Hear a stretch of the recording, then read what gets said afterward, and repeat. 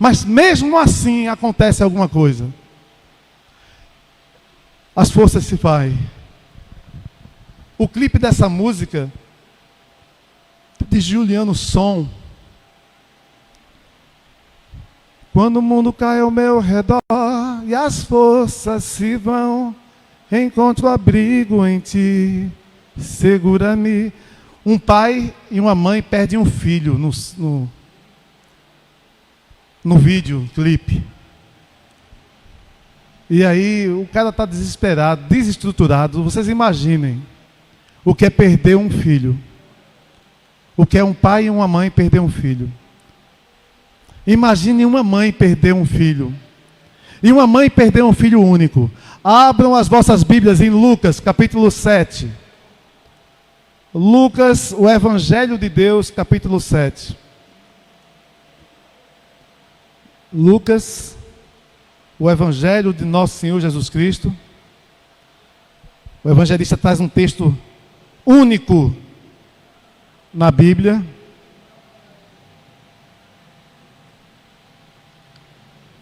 Só Lucas narra essa história a partir do verso 11.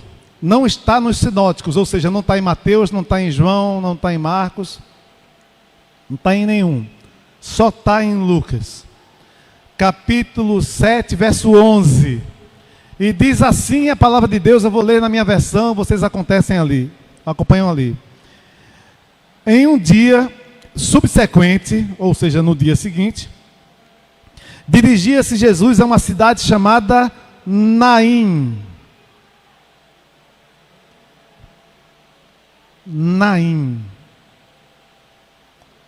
E iam com ele os seus discípulos e numerosa multidão.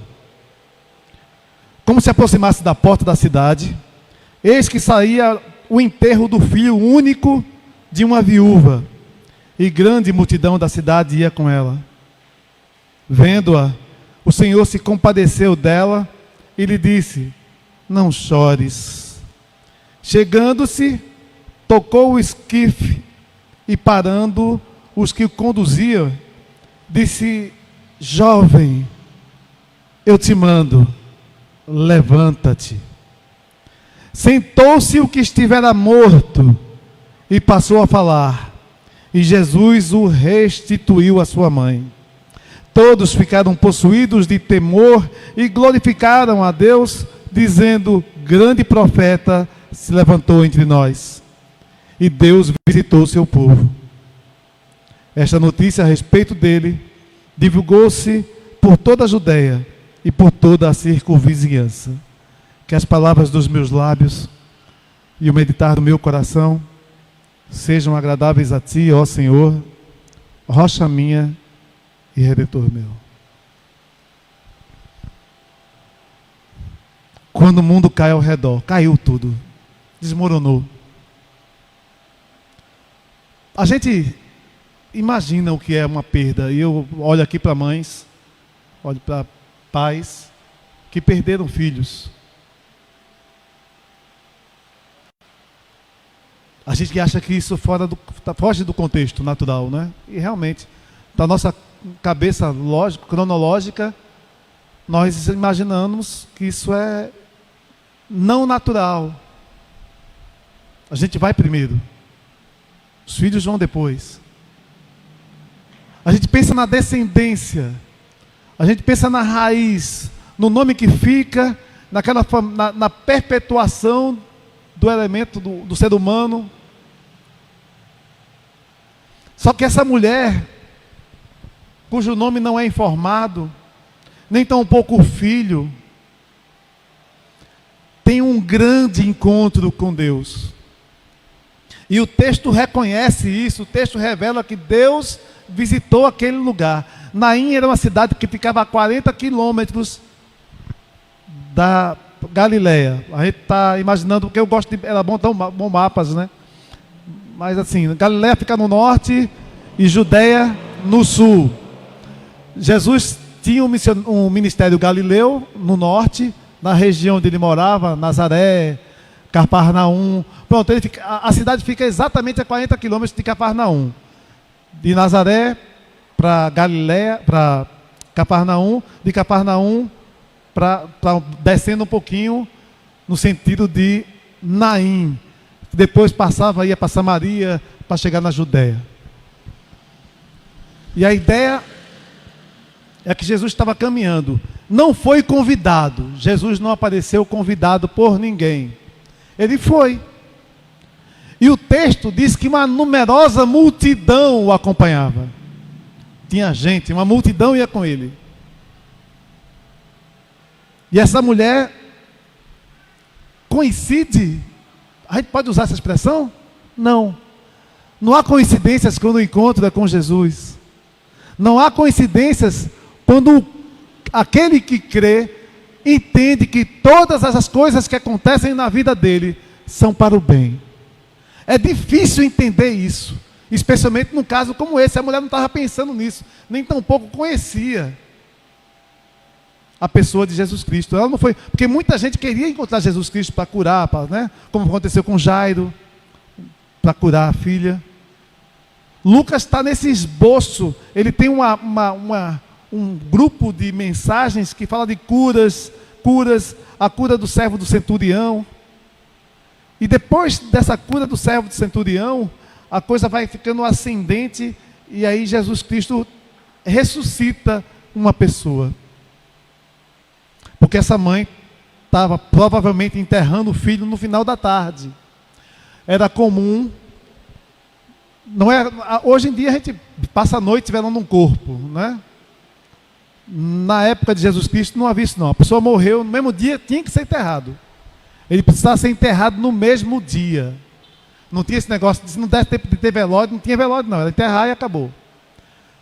Nesse caso, tendo em vista que o rapaz teria morrido, e já estava providenciado toda a estrutura de sepultamento, e o cemitério, o local do enterro ficava longe, não ficava dentro da cidade, porque a própria lei judaica proibia ter cemitérios na cidade. Os mortos eram enterrados fora da cidade. Então o texto dá a entender que havia um mutirão, uma romaria, um grupo de pessoas, uma multidão acompanhando esse enterro. O enterro de um jovem filho de uma viúva. Viúva. Aí a coisa complica. Porque, como herança dos pais, pelo entendimento bíblico, a viúva, ela precisava ter esse arrimo, o filho, ou os filhos, a descendência dela era limitada a um filho. E a única forma dessa mulher sobreviver, porque dava a entender claramente pelo texto, que ela não tinha quem recorrer. Porque se era o filho único de uma mãe viúva, acabou, está só. Está só. Era o filho que ia dar a provisão, porque as mulheres não trabalhavam na época de Jesus nessa dimensão. Até quem estudou Ruth, vocês estudaram pelo MCM, viram uma dinâmica de trabalho ainda, mas antes. Mas na época de Jesus Cristo, e de forma mais pesada ainda, as mulheres não trabalhavam, especialmente as mais velhas. Elas precisavam ser sustentadas. Razão pela qual os diáconos foram instituídos. Por quê? Porque as viúvas dos não-judeus estavam sendo negligenciadas por parte dos apóstolos, que não conseguiam dar conta de tudo. Aí as pessoas davam assistência mais aos descendentes ou os cristãos judeus. E os cristãos gentílicos ficaram sofrendo, especialmente as viúvas. As viúvas precisavam ser sustentadas. E quem sustentava? A igreja.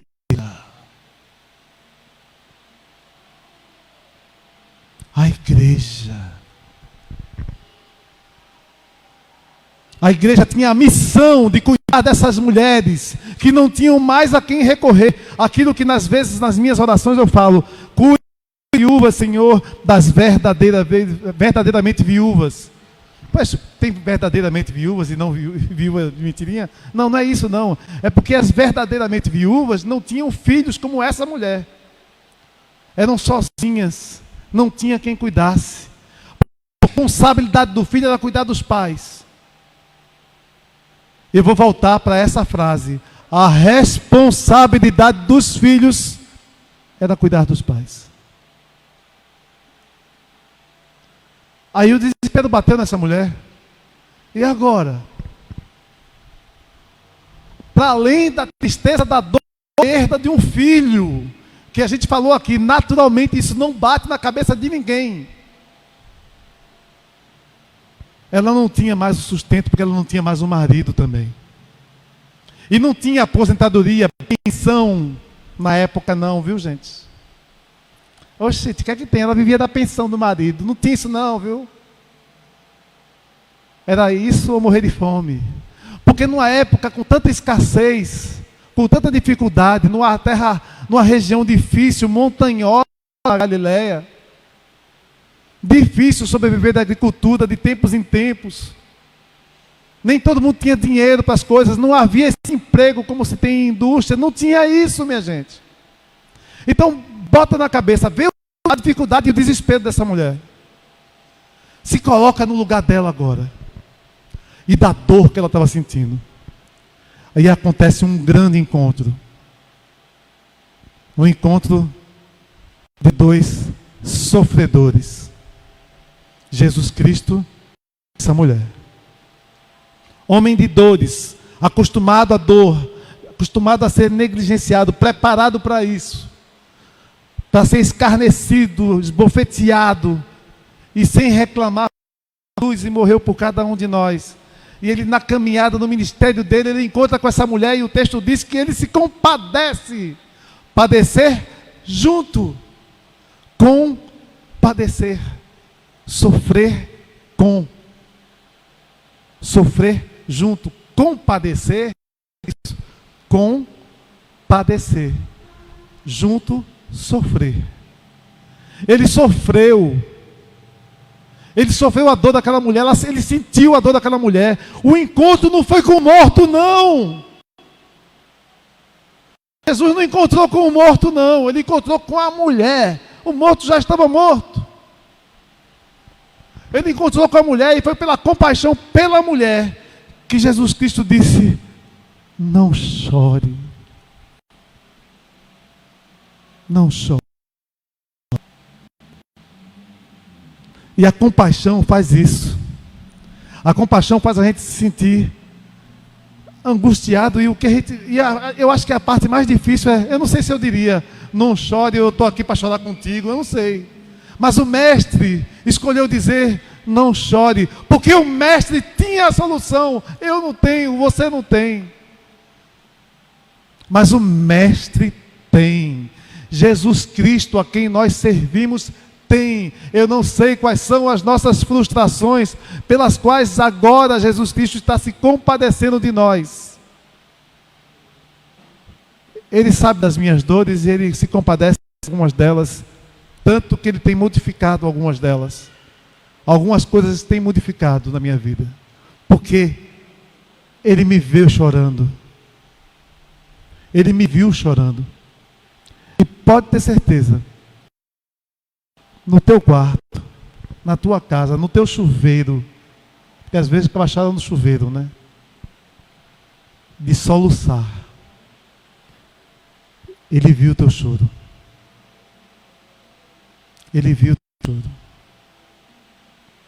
Ele viu o teu choro e se compadeceu de ti. E essa compaixão faz com que Ele mude a natureza das coisas, aquilo que nós não podemos fazer. Ele muda a ordem natural das coisas, Ele consegue transformar, porque é Ele quem pode, porque só Ele é Deus. E é nessa hora que eu digo, gente, por isso que às vezes eu sou tão chato, e eu sei que eu sou chato. Orem, confiem na oração, não se confie em si mesmo. Eu vou resolver, deixa que eu vou resolver. Você não resolve nada. Confie nele, se entregue a Ele e confie na oração de verdade. Não olhe como quem diz, se o senhor quiser, o senhor faz, né? Quem sabe aí, né? Não, se entrega, chora de verdade dele, para Ele, só para Ele. Derrama as tuas lágrimas para Ele. Mestre, o mar se revolta, as ondas estão nos dando pavor. Eu estou perto de morrer. Desse jeito eu vou morrer, Senhor. Eu não vou ter meios para me sustentar. Meu filho morreu, eu não tenho mais marido. O que é que eu faço, meu Deus? Essas lágrimas dessa mulher, mesmo não dirigidas para Jesus, foi a Deus, e Deus foi o encontro dela. Esse foi o encontro de dois sofredores. O grande encontro de dois sofredores, para que as coisas começassem a ser modificadas. Mas também foi o encontro, por consequência, de dois filhos únicos. Jesus Cristo, filho único. Jesus, para além disso, ele é unigênito, né? De um só gene, do mesmo gene do Pai. Unigênito, filho de Deus. Só tem ele, da qualidade dele, da espécie dele. Só Jesus mesmo. Mas filhos únicos, meu pai é filho único.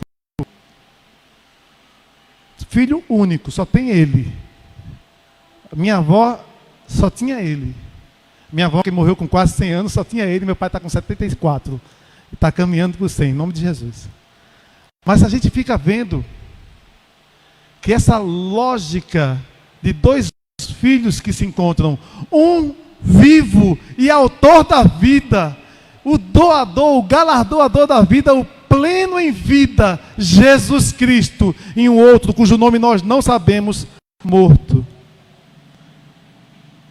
Carregado num esquife, conduzido por pessoas. Você já ouviu a expressão de Jesus Cristo dizendo: deixe os mortos enterrarem os seus mortos? Deixe os mortos enterrarem os seus mortos. Sabe o que é isso? Deixe aquele que não quer a vida em Cristo se enterrar. Você vai pregar. Você não pode estar atrás de quem não quer ouvir. Você pode cumprimentá-lo, saudá-lo, convidá-lo. Você não consegue fazer a respiração boca a boca, ou a massagem cardíaca no morto espiritual. E Jesus Cristo viu, ele não desiste de ninguém. E ele não quer que nós desistamos, mas em algumas situações ele manda bater pó da sandália. Nem com o pó daquela sabiando demais. Ele recomenda que pare um pouquinho. Ele manda você ter compaixão, convidar, se compadecer e orar pelas pessoas. Bajular não, tá? A gente faz o que pode. O que é lícito fazer. Passou disso, é pecado. E aí, Jesus encontra com uma série de pessoas mortas enterrando um morto. Porque eles não criam no poder de Deus plenamente. Eram crentes descrentes. Eram pessoas que diziam Shema, Shema. E essas pessoas, Shema é uma expressão hebraica que quer dizer: ouve, ó Senhor, o Deus de Israel é o único Senhor. Está lá, no texto bíblico, que era o primeiro credo recitado, o credo, a convicção citada pelos judeus. Ouve, ó Senhor. E as pessoas repetiam: o único Senhor, Deus, nosso Senhor é o único Senhor. Eles estavam proibidos, inclusive, de recitar o Shema por 7 dias, porque estavam tocando no caixão. E o caixão não era um caixão como a gente está acostumado, não. Era feito uma maca que a gente carrega os doentes, e o cabo deitado lá, e as pessoas carregando essa maca. Quem encostasse no morto, quem tocasse no caixão, está lá em Levítico isso, está em Números 19, que é proibido tocar em pessoas mortas. Ou tocar em coisas de... Então, por 7 dias, a pessoa não podia nem sequer ir para a igreja ou para a sinagoga.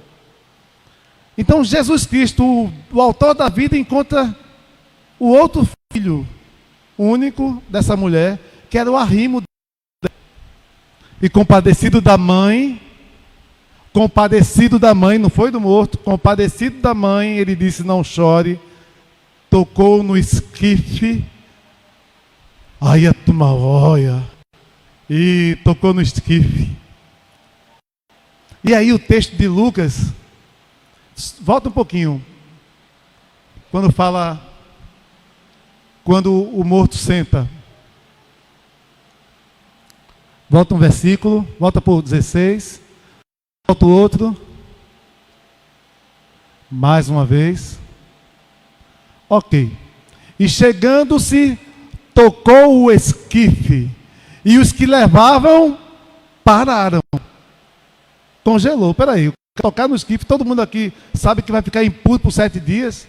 Jesus Cristo chega sobriamente, diz à mulher, serenamente, diz para a mulher: não chore. E toca nessa maca chamada esquife, onde carregava o morto, na porta da cidade.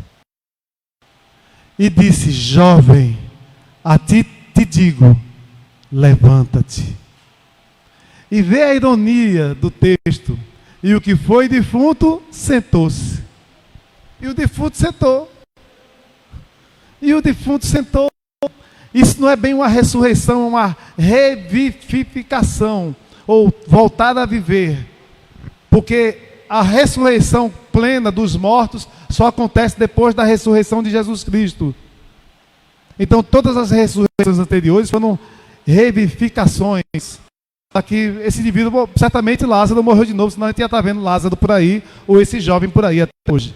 Né? O ressuscitado, os que ressuscitarão, vão ressuscitar depois da morte e ressurreição de Jesus, e no final dos tempos, como diz o texto bíblico, quando Apocalipse, quando ocorrer a apostasia e encerrar todos os tempos, todos os que estão mortos vão ser ressuscitados, e os que estão vivos vão ser exaltados.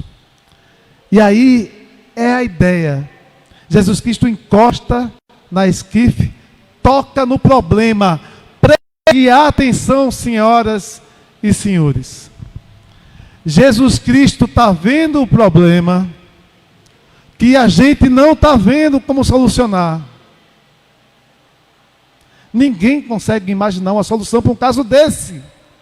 E qual foi a solução? Ele toca no esquife e fala, porque quem cura e quem transforma é a palavra de Deus. Ele sim, não existia, ele fez. Existia alguma coisa antes, hoje a gente faz escultura de barro. Faz uma escultura, mas o barro já existe. A gente faz coisas, cria coisas, pintura, faz a partir do que existe.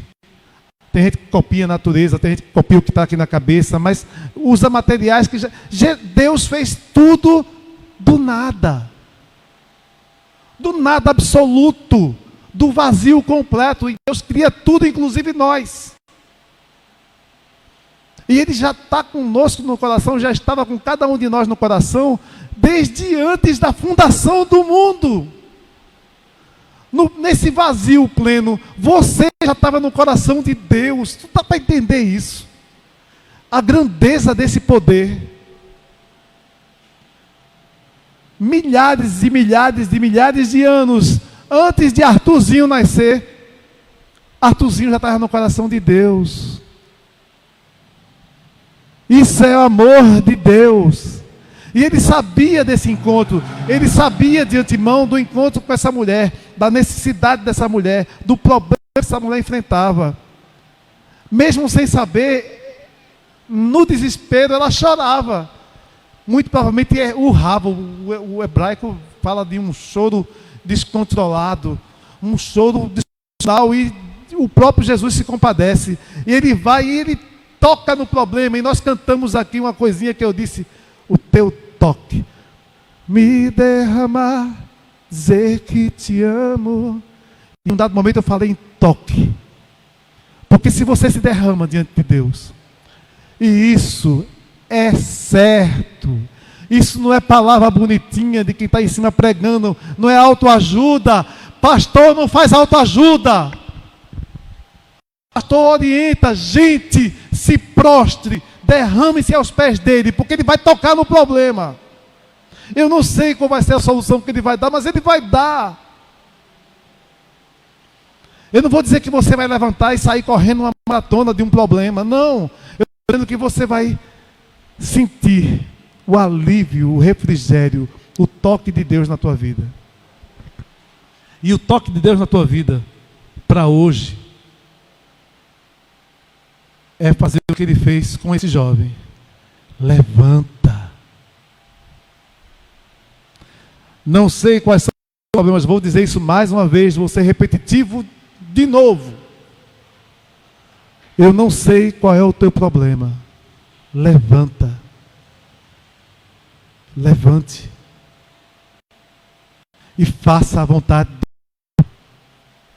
Levante. E faça a vontade de Deus. Ele levantou e fez o quê? Próximo verso. Começou a falar. 15. E verso 15. Entregou a sua mãe. Quem estava com problema? Mamãe. O morto não estava com problema nenhum mais, viu? O morto não estava com problema não. De pensar que você é o morto. Você é a mãe. E se for o morto, é morto nos pecados. Precisa acordar. Nós estamos mortos nos nossos pecados. Éramos mortos nos nossos pecados e delitos. Mas você mulher, você homem, você é a mãe dessa imagem aqui. O simbolismo dessa cura é que você é a mãe aqui. Você é quem está com problema aqui. Qual é o problema? Não sei, mas você sabe. E se você sabe, obedece o que ele diz, levanta. Sabe?